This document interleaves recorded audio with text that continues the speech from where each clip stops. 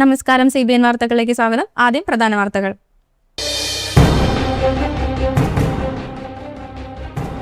നാട്ടുകാരുടെ ഉറക്കം കെടുത്തിയ പുലി കൂട്ടിലായി. പുലിയെ പിടികൂടാനായി വനപാലകർ സ്ഥാപിച്ച കൂട്ടിലാണ് പുലി കുടുങ്ങിയത്.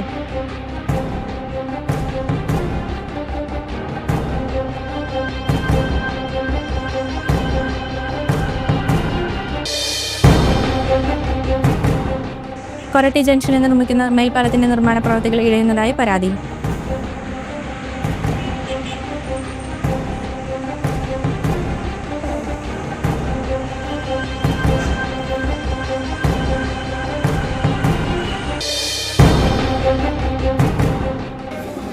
വന്യമൃഗങ്ങളുടെ ആക്രമണത്തിൽ നിന്നും ജനങ്ങളുടെ ജീവനും സ്വത്തിനും സംരക്ഷണം നൽകണമെന്നാവശ്യപ്പെട്ട് CPM അയ്യമ്പുഴ ലോക്കൽ കമ്മിറ്റിയുടെ നേതൃത്വത്തിൽ ഏഴാത്തുമുഖം ഫോറസ്റ്റ് സ്റ്റേഷൻ ഉപരോധിച്ചു.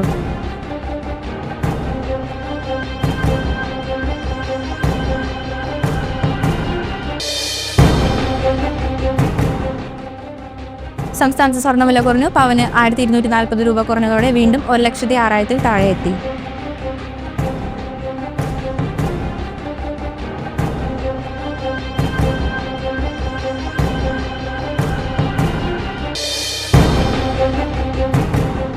പ്രിയദർശിനി സൗജന്യ യാത്രാ പദ്ധതി ഉപയോഗിക്കുന്ന വനിതകൾക്ക് പ്രത്യേകം കാർഡ് നൽകുന്നത് പരിഗണനയിൽ.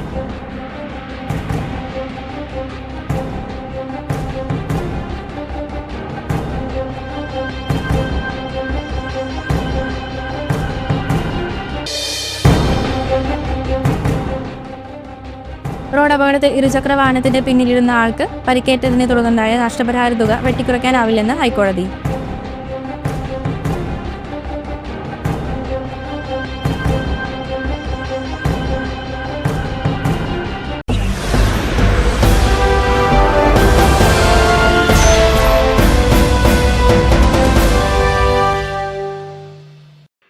വാർത്തകൾ വിശദമായി.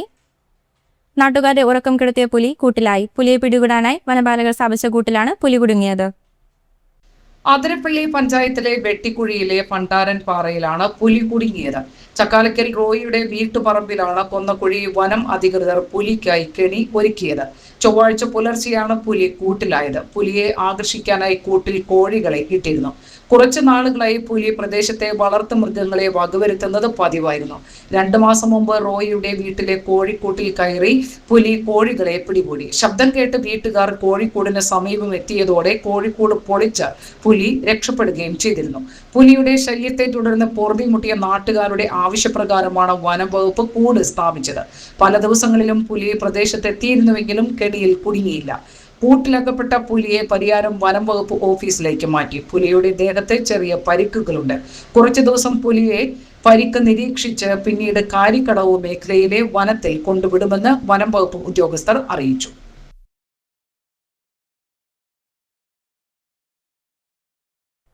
കൊരട്ടി ജംഗ്ഷനിൽ നിർമ്മിക്കുന്ന മേൽപ്പാലത്തിന്റെ നിർമ്മാണ പ്രവൃത്തികൾ ഇഴയുന്നതായി പരാതി. മേൽനോട്ടത്തിനാളില്ലാതായതോടെ നിർമ്മാണത്തിൽ അപാകതകൾ ഉണ്ടാകുന്നത് പതിവായി മാറുകയാണ്. സ്പാനുകളിലെ കമ്പി കെട്ടിയതിൽ അപാകത വന്നതിനെ തുടർന്ന് കഴിഞ്ഞ ദിവസം പൊളിച്ച് വീണ്ടും കെട്ടേണ്ടതായി വന്നു. മാസങ്ങൾക്ക് മുമ്പ് സ്പാനുകൾക്കായി കെട്ടിയുയർത്തിയ ഇരുമ്പുകൂട് നിലം പതിച്ചിരുന്നു. പിന്നീട് കോൺക്രീറ്റിംഗ് നടക്കുന്നതിനിടെ ഇടിഞ്ഞു വീണ സംഭവവും ഉണ്ടായി. NHAI ഉദ്യോഗസ്ഥർ നിർമ്മാണം നടക്കുന്ന സ്ഥലത്തേക്ക് തിരിഞ്ഞു നോക്കുന്നില്ലെന്നാണ് നാട്ടുകാരുടെ പരാതി. നിർമ്മാണം ഇഴയുന്നതോടെ ദേശീയപാതയുടെ കൊരട്ടി ഭാഗത്ത് വലിയ ഗതാഗത കുരുക്കാണ് അനുഭവപ്പെടുന്നത്. 3 സ്പാനുകളിലായി 65 മീറ്റർ വീതിയിലും 5.5 മീറ്റർ ഉയരത്തിലുമാണ് മേൽപ്പാലം നിർമ്മിക്കുന്നത്. മേൽപ്പാലത്തിന്റെ ഇരുഭാഗങ്ങളിലേക്കുമുള്ള അപ്രോച്ച് റോഡുകൾക്കായുള്ള കോൺക്രീറ്റ് ഭിത്തികളുടെ നിർമ്മാണവും മന്ദഗതിയിലാണ്. തൊഴിലാളികളുടെ എണ്ണത്തിലുള്ള കുറവും പ്രവൃത്തികളെ കാര്യമായി ബാധിക്കുന്നുണ്ട്. മണ്ണടിക്കുന്ന പ്രവൃത്തികൾക്കായി പ്രധാന പാത അടച്ച് സർവീസ് റോഡുകൾ വഴിയാണ് ഇപ്പോൾ ഗതാഗതം നിയന്ത്രിക്കുന്നത്. ഇതുമൂലം കൊരട്ടി ജംഗ്ഷനിലെത്തുന്ന വാഹനങ്ങൾക്ക് U-ടേൺ എടുക്കാൻ കൊരട്ടി പ്രസ് ഭാഗത്തേക്കും പോലീസ് സ്റ്റേഷൻ ഭാഗത്തേക്കും പോകേണ്ട അവസ്ഥയാണിപ്പോൾ. ഒക്ടോബർ മാസത്തിലെ കൊരട്ടിമുത്തിയുടെ തിരുനാളിന് മുമ്പായി നിർമ്മാണം പൂർത്തീകരിക്കണം എന്നാണ് ആവശ്യം ഉയരുന്നത്. കഴിഞ്ഞ വർഷത്തെ തിരുനാൾ സമയത്ത് പ്രധാന പാത പൊളിക്കാതെയുള്ള പ്രവൃത്തികളാണ് നടന്നിരുന്നത്. എന്നിട്ടും കൊരട്ടി ജംഗ്ഷനിൽ വലിയ ഗതാഗത കുരുക്കാണ് അനുഭവപ്പെട്ടത്. പ്രധാന പാത അടച്ചിട്ടിരിക്കുന്ന ഈ സാഹചര്യത്തിൽ ആയിരക്കണക്കിന് ആളുകൾ എത്തുന്ന തിരുനാൾ ദിവസങ്ങളിൽ വലിയ ഗതാഗത സ്തംഭനമായിരിക്കും ഉണ്ടാവുക. കുണ്ടും കുഴികളും നിറഞ്ഞ സർവീസ് റോഡുകളും യാത്ര ദുഷ്കരമാക്കുന്നുണ്ട്. ഡ്രെയിനേജുകളുടെയും സ്ലാബുകളുടെയും പ്രവൃത്തികൾ ഇനിയും പൂർത്തിയാക്കാനായിട്ടില്ല. ഭാരവാഹനങ്ങൾ പോകുന്നതിനാൽ സർവീസ് റോഡുകളും താറുമാറായി. നിർമ്മാണം നടക്കുന്ന ഭാഗത്ത് പോലും മതിയായ വെളിച്ചമോ അപകട സൂചിക ബോർഡുകളോ സ്ഥാപിച്ചിട്ടില്ല.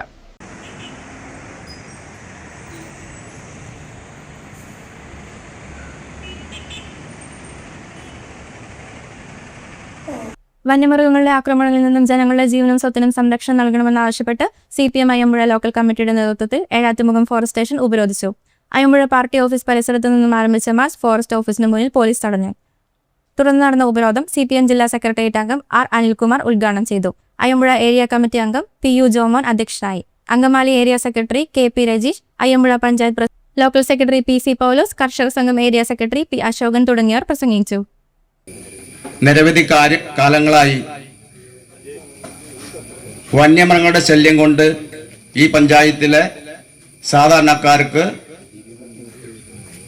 കൃഷി ചെയ്യാനോ ജീവിക്കാനോ പറ്റാത്തൊരു സാഹചര്യമാണ് ഇന്ന് നിലനിൽക്കുന്നത്. ആനയുടെ നിരവധിയായിട്ടുള്ള ആക്രമണങ്ങളാണ് ഈ പഞ്ചായത്തിലെ ജനങ്ങൾ നേരിട്ടിട്ടുള്ളത്. ഏകദേശം ഒരു വർഷം മുമ്പാണ് പ്രസാദ് എന്ന് പറയുന്ന പ്ലാന്റേഷൻ തൊഴിലാളിയെ ഈ തൊട്ടപ്പുറത്ത് വെച്ചാണ് ആന തട്ടിയത്. ഭാഗ്യം കൊണ്ടാണ് ജീവൻ രക്ഷപ്പെട്ടത്. ആളെ ഉടനെ ആംബുലൻസ് വിളിച്ച് LF എത്തിച്ചെങ്കിലും 4 വാരിയലിൽ ഒടിഞ്ഞതിന്റെ ഭാഗമായി വിദഗ്ധ ചികിത്സയ്ക്കായി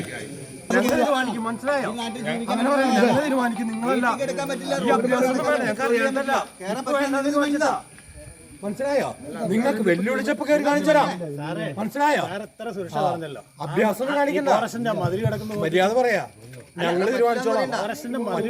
ഞങ്ങൾ കാണിച്ചു തരാം. ഈ സുരക്ഷ ഉണ്ടാക്കണമെന്ന് പറയാൻ നിങ്ങൾ തന്നെ സുരക്ഷ ഉണ്ടാക്കണ്ടേ? ഞങ്ങൾ തീരുമാനിക്കാൻ വേണ്ടി ഇരിക്കണം. മനസ്സിലായോ? ഞങ്ങൾ ഒത്തിരി കാലമായി അനുഭവിക്കാൻ തുടങ്ങിയിട്ട്. നിങ്ങളുടെ വീട്ടിലേക്ക് ആനയും പുലിയും വന്നിരിക്കും അറിയാം. ഇന്നലെ എന്റെ പറമ്പില് എന്റെ വീടിന്റെ ചുറ്റും മതിലേലും കയറി നടക്കാം. ഇത് ഒരു പ്രാവശ്യമല്ല, ഇത്രയും ഈ നിയമം ഇന്ത്യ ഗവൺമെന്റ് എന്നുണ്ടാക്കിയോ അന്ന് തൊട്ട് ഈ തലവേദനയാണ്. ഇത് ഫോറസ്റ്റിൽ നിൽക്കേണ്ട ജീവി ഫോറസ്റ്റിൽ നിന്നോട്ടെ, ഞങ്ങൾ യാതൊരു ശല്യമില്ല. ഈ തടക്കല ആനനെ തടുത്തതേ ആനയെ തടുക്കുന്നത്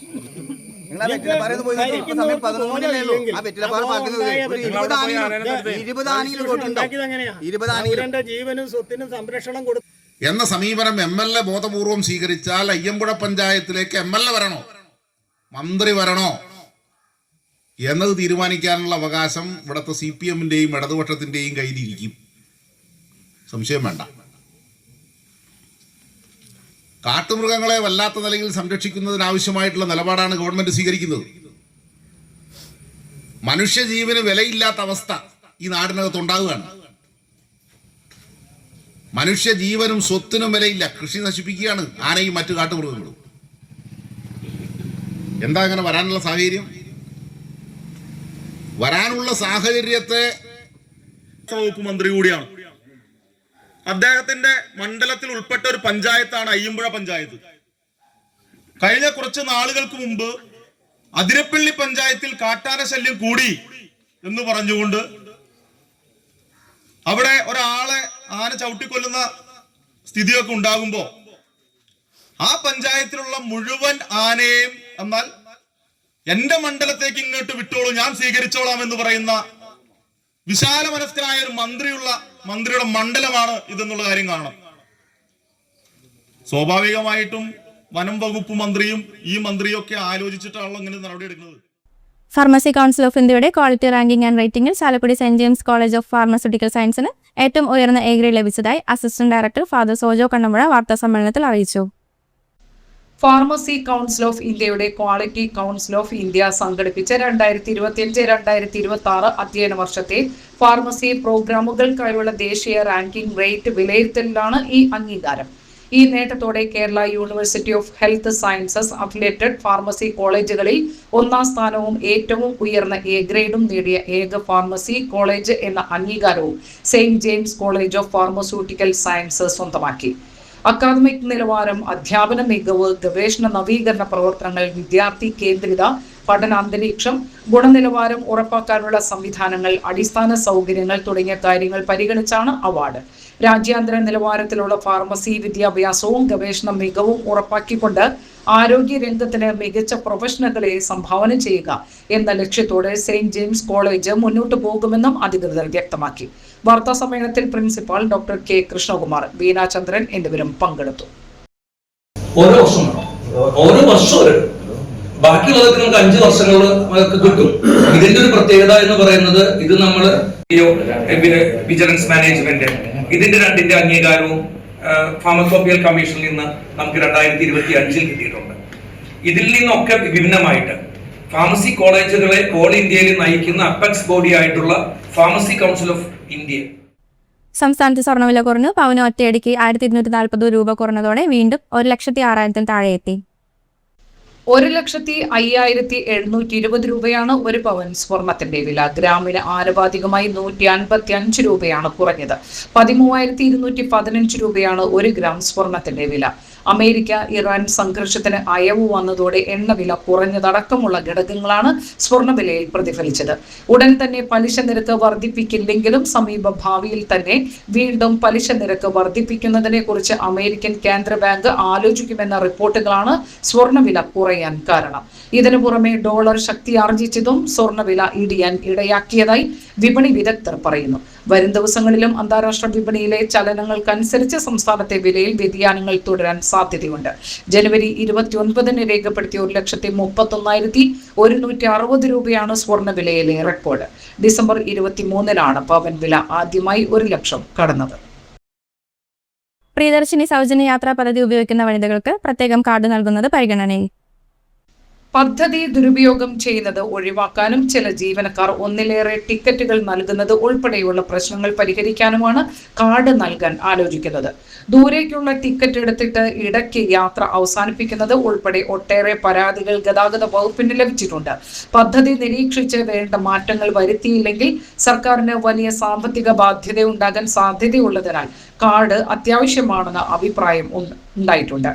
സൗജന്യ യാത്രയ്ക്ക് കാർഡുകൾ ഏർപ്പെടുത്തണമെങ്കിൽ കടമ്പകൾ ഏറെയാണ്. ദിവസം 12.12 ലക്ഷം സ്ത്രീകളാണ് സൗജന്യ യാത്ര ചെയ്യുന്നത്. ഇവർക്കെല്ലാം കാർഡ് നൽകേണ്ടി വരും. സംസ്ഥാനത്ത് ഏകദേശം 1.25 കോടി സ്ത്രീകളുണ്ട്. പെൺകുട്ടികൾ ഉൾപ്പെടെയുള്ളവർക്ക് സൗജന്യ യാത്രയ്ക്ക് അർഹതയുണ്ട് എന്നും യാത്ര ചെയ്തില്ലെങ്കിലും ഭൂരിഭാഗം പേരും കാർഡ് ആവശ്യപ്പെട്ടേക്കും. ഒരു കാർഡിന് 40 രൂപ ചെലവ് വരുമെന്നാണ് ഏകദേശ കണക്ക്. ആവശ്യത്തിന് കാർഡ് കിട്ടാനുമില്ല. അപേക്ഷകരുടെ ആധാർ വിവരങ്ങളുമായി ബന്ധിപ്പിച്ച് ഒരു കാർഡ് നൽകാൻ കുറഞ്ഞത് 10 മിനിറ്റ് വേണ്ടിവരും. ടിക്കറ്റ് മെഷീനുകൾ വഴി കാർഡ് നൽകാമെങ്കിലും തിരക്കുള്ള ബസ്സുകളിൽ പ്രായോഗികമല്ല.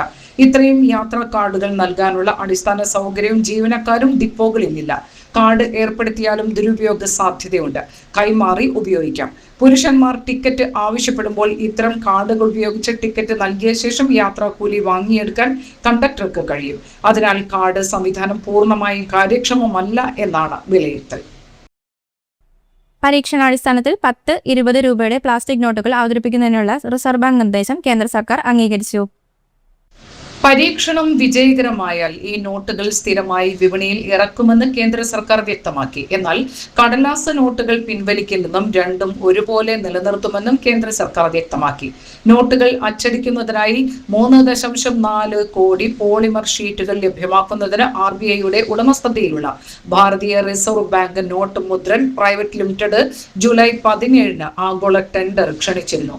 പ്ലാസ്റ്റിക് നോട്ടുകൾ പരീക്ഷിക്കാനുള്ള RBIയുടെ രണ്ടാമത്തെ ശ്രമമാണിത്. 2009 സെപ്റ്റംബറിൽ 10 രൂപയുടെ 100 കോടി പ്ലാസ്റ്റിക് നോട്ടുകൾ നിർമ്മിക്കുന്നതിനായി ടെൻഡർ ക്ഷണിച്ചിരുന്നു. എന്നാൽ നടപടികൾ മുന്നോട്ടു പോയില്ല. 1988 ഓസ്ട്രേലിയയാണ് ആദ്യമായി പ്ലാസ്റ്റിക് നോട്ട് പുറത്തിറക്കിയത്. ഇപ്പോൾ 50-ലധികം രാജ്യങ്ങളിൽ ഉപയോഗിക്കുന്നുണ്ട്. കടലാസ് നോട്ടുകളേക്കാൾ വളരെ മെച്ചപ്പെട്ടതായാണ് ഇവയെ പൊതുവെ കണക്കാക്കുന്നത്. രാജ്യാന്തര പഠനങ്ങൾ അനുസരിച്ച് പ്ലാസ്റ്റിക് നോട്ടുകളുടെ ആയുസ് കടലാസ് നോട്ടുകളേക്കാൾ വളരെ കൂടുതലാണെന്ന് RBI അറിയിച്ചിട്ടുണ്ട്. പ്ലാസ്റ്റിക് നോട്ടുകൾ പുറത്തിറക്കാൻ റിസർവ് ബാങ്ക് പദ്ധതിയിടുന്നതായി കഴിഞ്ഞ മാസം തന്നെ റിപ്പോർട്ടുകൾ പുറത്തു വന്നിരുന്നു. ഉയർന്ന പണവിനിമയം നടക്കുന്ന സമ്പദ് വ്യവസ്ഥകൾക്ക് അനുയോജ്യമാണ് ഇത്തരം നോട്ടുകളെന്നും RBI പറയുന്നു. റോഡപകടത്തിൽ ഇരുചക്ര വാഹനത്തിന്റെ പിന്നിലിരുന്ന ആൾക്ക് പരിക്കേറ്റതിനെ തുടർന്നുണ്ടായ നഷ്ടപരിഹാര തുക വെട്ടിക്കുറയ്ക്കാനാവില്ലെന്ന് ഹൈക്കോടതി. അപകട കാരണം വാഹനം ഓടിച്ചയാളുടെ അശ്രദ്ധയാണെങ്കിൽ പോലും പിൻസീറ്റിൽ ഇരിക്കുന്ന ആളിന്റെ നഷ്ടപരിഹാരം കുറയ്ക്കാനാകില്ലെന്ന് കോടതി വ്യക്തമാക്കുകയായിരുന്നു. മോട്ടോർ സൈക്കിൾ ഓടിച്ചയാളുടെ അശ്രദ്ധയ്ക്ക് നിരപരാധിയായ യാത്രികനെ കുറ്റക്കാരനാക്കാനോ ഉത്തരവാദിയാക്കാനോ കഴിയില്ലെന്ന് ജസ്റ്റിസ് അനിൽ കെ നരേന്ദ്രൻ നിരീക്ഷിച്ചു. സഞ്ചരിച്ചിരുന്ന ബൈക്ക് ബസുമായി കൂട്ടിയിടിച്ച് പരിക്കേറ്റ സന്തോഷ് എന്നയാൾ നൽകിയ അപ്പീൽ അനുവദിച്ചുകൊണ്ടാണ് ഹൈക്കോടതിയുടെ ഈ ഉത്തരവ്. Ernakulam motor accident claims tribunal 57,922 രൂപ നഷ്ടപരിഹാരമായി വിധിച്ചിരുന്നുവെങ്കിലും മോട്ടോർ സൈക്കിൾ ഓടിച്ചയാൾക്കും അശ്രദ്ധയുണ്ടായിരുന്നു എന്ന് കാണിച്ച തുകയുടെ 50% വെട്ടിക്കുറച്ചു. ഇതോടെ സന്തോഷിന് 28,961 രൂപ മാത്രമാണ് ലഭിച്ചത്. താൻ പിൻസീറ്റിലാണ് ഇരുന്നതെന്നും ട്രൈബ്യൂണൽ നഷ്ടപരിഹാര തുക വെട്ടിക്കുറച്ചുവെന്നും ചൂണ്ടിക്കാട്ടിയാണ് സന്തോഷ് ഹൈക്കോടതിയെ സമീപിച്ചത്. അതുകൊണ്ട് തന്നെ തുക വർദ്ധിപ്പിച്ച് നൽകണമെന്നും അദ്ദേഹം ആവശ്യപ്പെട്ടു. 2004 ജൂൺ 28-നാണ് കേസിനാസ്പദമായ റോഡ് അപകടം നടന്നത്. സന്തോഷ് സഞ്ചരിച്ചിരുന്ന മോട്ടോർ സൈക്കിളിൽ ബസ് ഇടിക്കുകയായിരുന്നു. അപകടത്തിൽ സന്തോഷിന്റെ വലത് തുടയലിന് പൊട്ടൽ ഉൾപ്പെടെ ഗുരുതരമായി പരിക്കേറ്റു. അപകടത്തെ തുടർന്ന് രജിസ്റ്റർ ചെയ്ത കേസിന്റെ എഫ്ഐആറും കുറ്റപത്രവും പരിശോധിച്ചതിൽ നിന്ന് പ്രാഥമികമായി ബസ് ഡ്രൈവറുടെ ഭാഗത്താണ് അശ്രദ്ധയെന്ന് വ്യക്തമാണെന്ന് കോടതി നിരീക്ഷിച്ചു. ബൈക്ക് ഓടിച്ചയാളെ കേസിൽ പ്രതിയാക്കിയിരുന്നില്ല. കൂടാതെ അദ്ദേഹത്തിന്റെ ഭാഗത്ത് അശ്രദ്ധയുണ്ടെന്ന് തെളിയിക്കാൻ തെളിവുകളൊന്നും ഹാജരാക്കിയിട്ടുമില്ല. അതിനാൽ സീൻ മഹസറിനെയും പരിശോധനാ റിപ്പോർട്ടിനെയും മാത്രം അടിസ്ഥാനമാക്കി ട്രൈബ്യൂണൽ എത്തിയ നിഗമനം ഗുരുതരമായി തെറ്റാണെന്ന് കോടതി കണ്ടെത്തി. 11 ദിവസത്തെ ആശുപത്രിവാസവും അസ്ഥി ഒടിവും ഉൾപ്പെടെയുള്ള പരിക്കുകൾ കണക്കിലെടുത്ത് വേതന നഷ്ടം, ചികിത്സാ ചെലവുകൾ, പോഷകാഹാരം, വസ്ത്രങ്ങൾക്കുണ്ടായ കേടുപാടുകൾ എന്നിവയ്ക്കുള്ള തുകയും കോടതി വർദ്ധിപ്പിച്ചു. അപകടം നടന്ന വർഷം 2004 മുതൽ ട്രൈബ്യൂണൽ വിധി വന്ന തീയതി 2010 വരെയുള്ള കാലയളവിലേക്ക് പ്രതിവർഷം 8% പലിശ സഹിതം ഈ തുക നൽകണം. വിധി വന്ന് 2 മാസത്തിനകം ഈ തുക കൈമാറണമെന്നും കോടതി നിർദ്ദേശിച്ചു. സംസ്ഥാനത്ത് അടുത്ത 4 ദിവസം ശക്തമായ മഴ തുടരുമെന്ന കേന്ദ്ര കാലാവസ്ഥാ വകുപ്പ്. ഇതിന്റെ അടിസ്ഥാനത്തിൽ വിവിധ ജില്ലകളിൽ യെല്ലോ അലർട്ട് പ്രഖ്യാപിച്ചു. വടക്ക് പടിഞ്ഞാറൻ ബംഗാൾ ഉൾക്കടലിന് പശ്ചിമ ബംഗാൾ വടക്കൻ ഒഡീഷ തീരങ്ങൾക്ക് മുകളിൽ സ്ഥിതി ചെയ്യുന്ന തീവ്ര ന്യൂനമർദ്ദം അതിതീവ്ര ന്യൂനമർദ്ദമായി ശക്തി പ്രാപിച്ചു. ഇത് വടക്ക് പടിഞ്ഞാറ് ദിശയിൽ നീങ്ങി പശ്ചിമ ബംഗാൾ വടക്കൻ ഒഡീഷ തീരത്ത് ബാലസോർക്കാനിടയിൽ കരയിൽ പ്രവേശിച്ചു. കിഴക്കൻ അറബിക്കടലിനും സമീപ കൊങ്കൺ തീരത്തും മുകളിലായി ചക്രവാത ചുഴി സ്ഥിതി ചെയ്യുന്നു. ഇതിന്റെ ഭാഗമായാണ് വെള്ളിയാഴ്ച വരെ സംസ്ഥാനത്ത് ഒറ്റപ്പെട്ട ഇടങ്ങളിൽ ശക്തമായ മഴയ്ക്ക് സാധ്യതയുണ്ടെന്ന് മുന്നറിയിപ്പ്. കാപ്പ ഉത്തരവ് ലംഘിച്ച് തൃശൂർ ജില്ലയിൽ പ്രവേശിച്ച കുപ്രസിദ്ധ ഗുണ്ടയെ വെള്ളിക്കുളങ്ങര പോലീസ് അറസ്റ്റ് ചെയ്തു.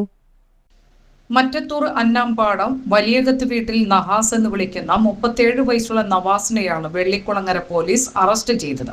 തൃശൂർ റവന്യൂ ജില്ലയിൽ പ്രവേശിക്കുന്നതിൽ നിന്നും 2026 മാർച്ച് 29 മുതൽ 6 മാസത്തേക്ക് സഞ്ചലന നിയന്ത്രണ ഉത്തരവ് നിലവിലുണ്ടായിരുന്നു. എന്നാൽ ഇത് ലംഘിച്ച് കഴിഞ്ഞ ദിവസം വെള്ളിക്കുളങ്ങര പോലീസ് സ്റ്റേഷൻ പരിധിയിലെ കോടാടി ഓവുങ്ങൽ എന്ന സ്ഥലത്ത് പ്രവേശിച്ചതിനെ തുടർന്നാണ് പ്രതിയെ അറസ്റ്റ് ചെയ്തത്. നിയമ നടപടിക്രമങ്ങൾ പൂർത്തിയാക്കി കോടതിയിൽ ഹാജരാക്കിയ പ്രതിയെ റിമാൻഡ് ചെയ്തു. കഴിഞ്ഞ ഏപ്രിൽ 20-നും കാപ്പ ഉത്തരവ് ലംഘിച്ച് കോടാലിയിൽ പ്രവേശിച്ചതിന് ഇയാളെ പോലീസ് അറസ്റ്റ് ചെയ്ത് റിമാൻഡ് ചെയ്തിരുന്നു. ഈ കേസിൽ ജാമ്യത്തിലിറങ്ങിയ ശേഷമാണ് നവാസ് വീണ്ടും ഉത്തരവ് ലംഘിച്ച് ജില്ലയിൽ കടന്നത്. നവാസ് ഇരിങ്ങാലക്കുട, കൊടകര, വെള്ളിക്കുളങ്ങര പോലീസ് സ്റ്റേഷനുകളിലായി 3 വധശ്രമ കേസിലും 1 കവർച്ച കേസിലും അടക്കം 16 ക്രിമിനൽ കേസിലെ പ്രതിയാണ്. Vellikulangara police inspector KK Shabab, grade SCPO Vijesh Stephen, CPOമാരായ അലക്സ് അഗസ്റ്റി, അഖിൽ, ഹോംഗാർഡ് പ്രദീപ് എന്നിവർ ചേർന്നാണ് പ്രതിയെ പിടികൂടിയത്. പ്രധാന വാർത്തകൾ ഒരിക്കൽ കൂടി.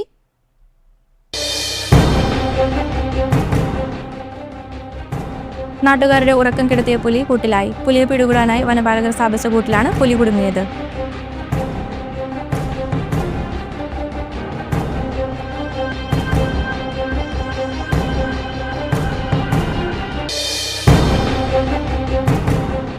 കൊരട്ടി ജംഗ്ഷനിൽ നിർമ്മിക്കുന്ന മേൽപ്പാലത്തിന്റെ നിർമ്മാണ പ്രവൃത്തികൾ ഇഴയുന്നതായി പരാതി.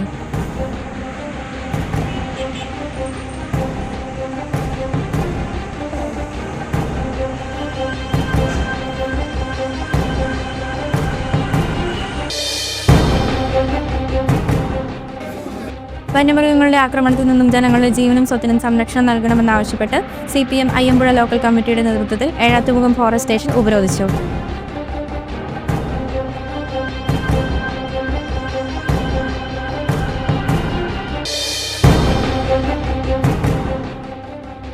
സംസ്ഥാനത്ത് സ്വർണ്ണവില കുറഞ്ഞു. പവന് 1240 രൂപ കുറഞ്ഞതോടെ വീണ്ടും 1,06,000-ൽ താഴെ എത്തി.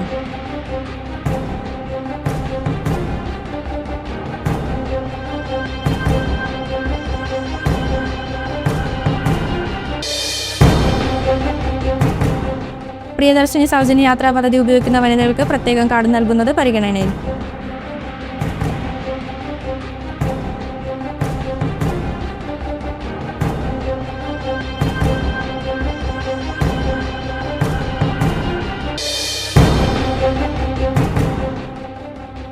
റോഡ് അപകടത്തിൽ ഇരുചക്ര വാഹനത്തിന്റെ പിന്നിലിരുന്ന ആൾക്ക് പരിക്കേറ്റതിനെ തുടർന്നുണ്ടായ നഷ്ടപരിഹാര തുക വെട്ടിക്കുറയ്ക്കാനാവില്ലെന്ന് ഹൈക്കോടതി.